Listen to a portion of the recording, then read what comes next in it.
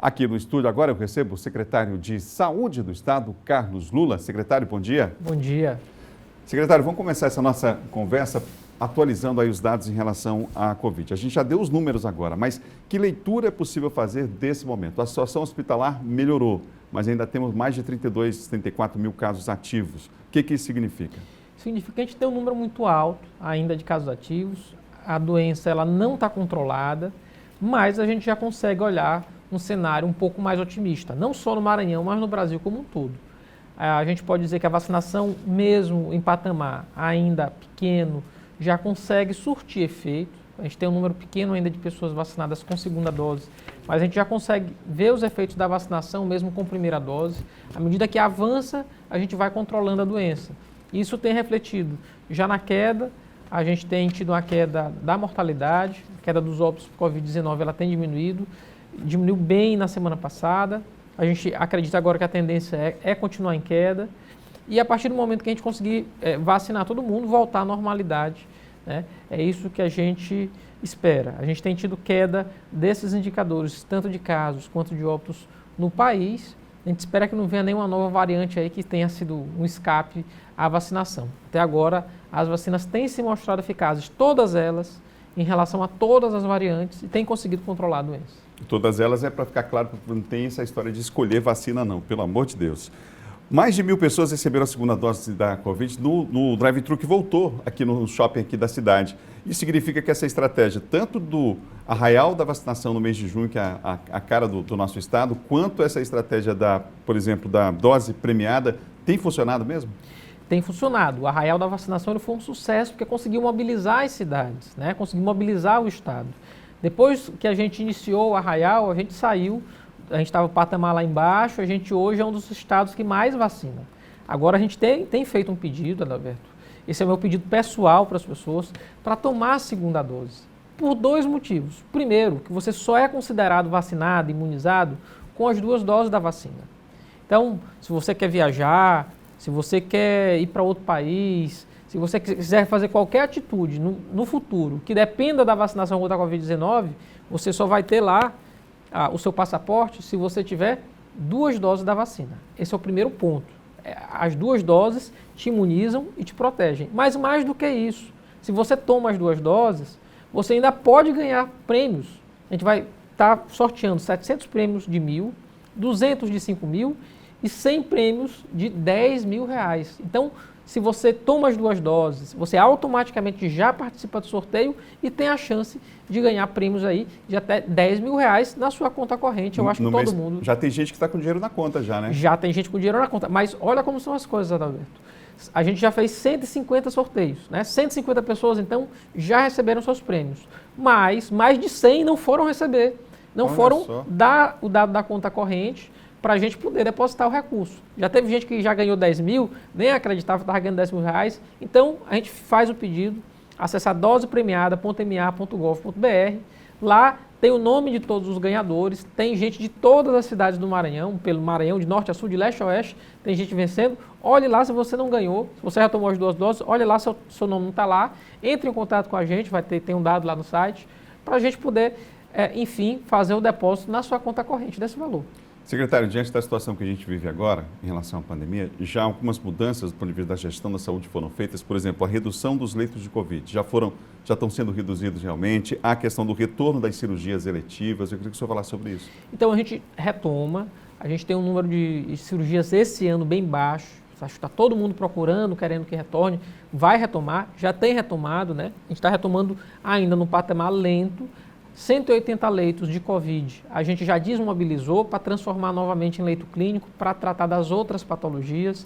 Então tem gente que está procurando tratamento, tem gente que precisa fazer uma cirurgia ortopédica, uma cirurgia do coração.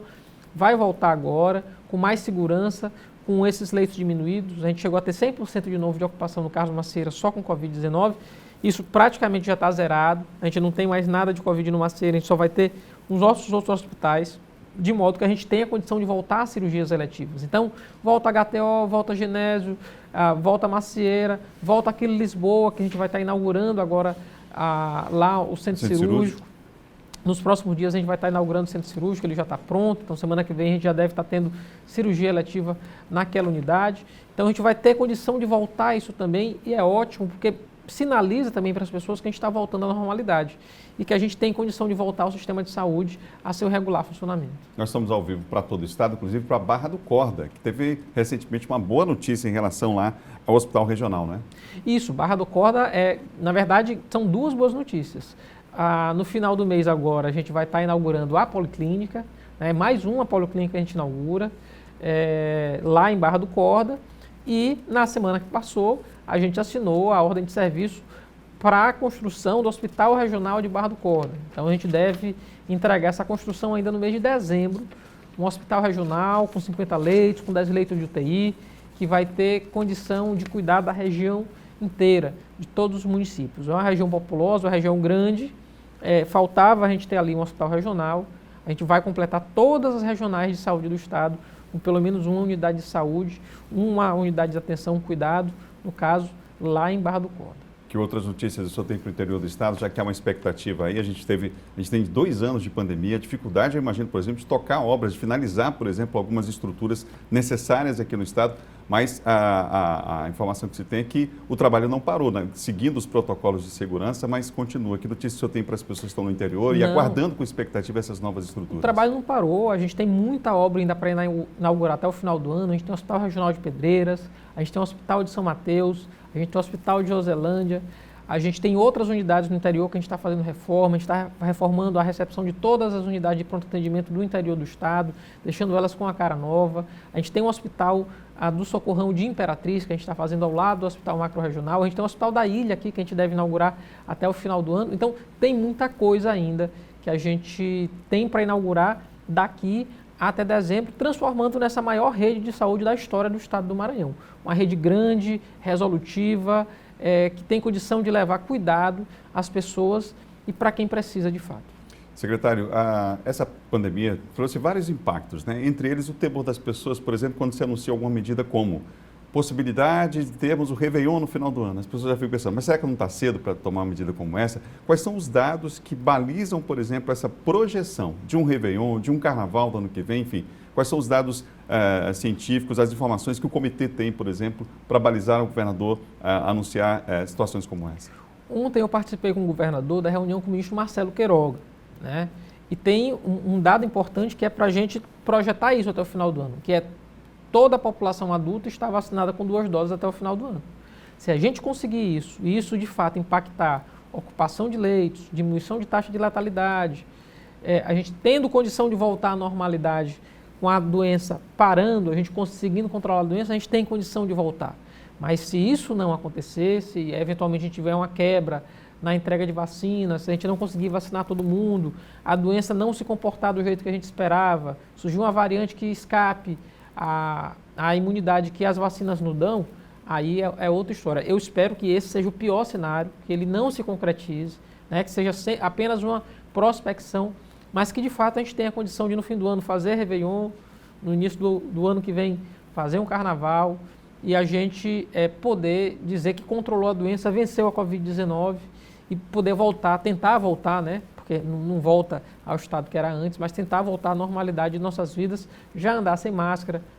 Tudo isso a gente pensa de tentar, final do ano, início do ano que vem no máximo, desde que a gente consiga de fato controlar a doença. E tem a preocupação com a volta às aulas também, né? O prejuízo é grande e não tem como mudar mais essa realidade. Esse é o maior prejuízo que a gente tem, um prejuízo social imensurável.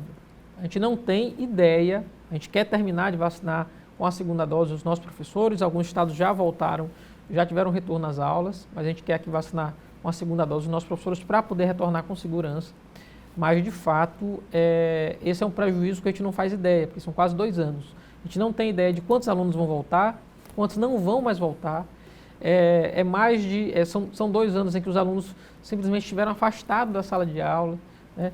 Eles perderam esse tempo aí, não tem como retomar isso. É perda de leitura, é perda de ensino, perda de cuidado, é perda dessa sociabilidade que a escola dá. E assim, o impacto é imensurável. A gente não tem projeção disso para agora, a gente só vai saber disso no futuro. porque de fato perder 2 anos de sala de aula é muita coisa, é algo assim terrível, talvez seja o maior impacto da pandemia, que ainda está represado, porque a gente não tem ideia do quanto ele vai ser. A gente vai ter um grande trabalho nesse retorno às aulas, que é inclusive de fazer com que as pessoas retomem as aulas, que as crianças e adolescentes possam voltar para a sala de aula. Dá para projetar alguma coisa agora em relação a esse retorno? Eu acredito que a gente terminando a vacinação da segunda dose dos professores nos próximos 30, 40 dias, a gente já tem condição aí de pensar que a gente está pertinho de voltar, de retomar as aulas e aí a educação fazer um calendário aí de retomar isso com velocidade, né? Porque a gente está muito tempo parado. Obrigado, secretário Carlos Lula, pela entrevista aqui para todo o Estado. Eu que agradeço.